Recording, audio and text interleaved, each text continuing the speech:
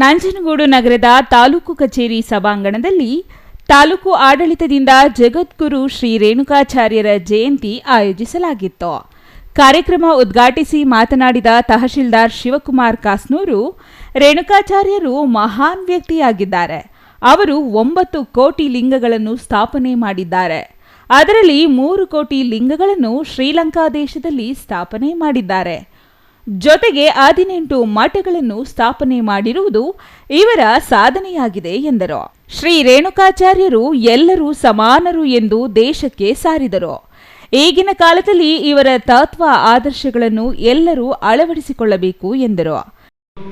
ಮಠಗಳು ಸ್ಥಾಪನೆ ಮಾಡಿದ್ದಾರೆ. ಈಗಾಗಲೇ ಹೇಳಿದರೆ ಬಾಳೆಹೊನ್ನೂರು ಮುಖ್ಯ ಮಠದಲ್ಲಿ ಅವರು ತುಂಬಾ ಸಮಯ ಅಲ್ಲಿ ಇದ್ದಿದ್ರು. ಇಷ್ಟೊಂದು ಮಹಾನ್ ವ್ಯಕ್ತಿ ಬಗ್ಗೆ ನಾವು ಇವತ್ತು ಜಯಂತ್ಯೋತ್ಸವ ಮಾಡ್ತಾ ಇದ್ದೀವಿ. ಅವ್ರ ಬಗ್ಗೆ ಕೇಳಬೇಕು ಅಂದ್ರೆ ಅವ್ರ ವಿಚಾರಗಳು, ಆಧಾರಗಳು ಎಲ್ಲಾನು ನಾವು ಅಳವಡಿಸ್ಕೋಬೇಕಾಗುತ್ತೆ.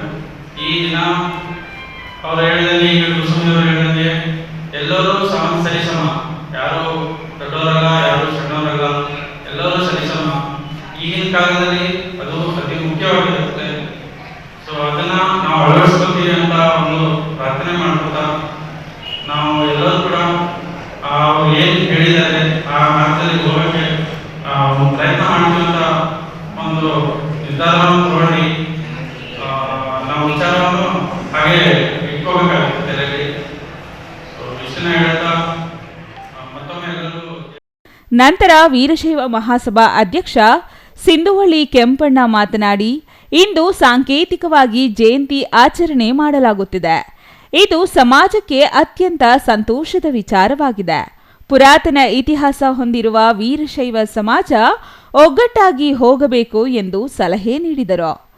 ಇನ್ನು ಈ ಕಾರ್ಯಕ್ರಮದಲ್ಲಿ ಶರಣ ಸಂಗಮ ಮಠದ ನಾಗರಾಜೇಂದ್ರ ಮಹಾಸ್ವಾಮಿಗಳು, ಶಿವಮೂರ್ತಿ ಶಿವಾಚಾರ್ಯ ಸ್ವಾಮಿಗಳು, ಕ್ಷೇತ್ರ ಶಿಕ್ಷಣಾಧಿಕಾರಿ ಮಹೇಶ್, ವೀರಶೈವ ಮಹಾಸಭಾ ಅಧ್ಯಕ್ಷ ಸಿಂಧುವಳ್ಳಿ ಕೆಂಪಣ್ಣ, ಆರ್ವಿ ಮಹದೇವಸ್ವಾಮಿ ಮತ್ತಿತರರು ಹಾಜರಿದ್ದರು.